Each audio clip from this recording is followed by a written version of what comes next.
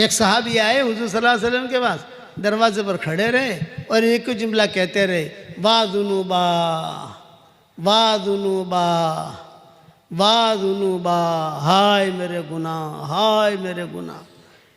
جب مجمع بھرا ہوا ہے اور کہ واہ ذنوبا ہائے میرے گناہ میرے گناہ،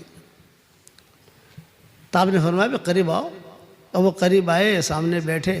آپ نے فرمایا کیا گناہ کیے ہیں تم نے؟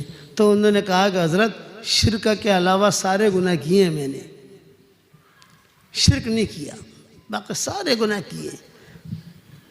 اب آپ جواب دے رہے ہیں، اچھا جو جواب دے رہے ہیں وہ صرف وہ صحابی کے لیے نہیں ہے، وہ تو قیامت تک کے آنے والے مسلمانوں کے لیے۔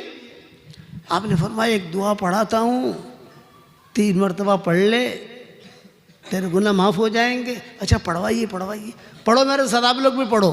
اللہ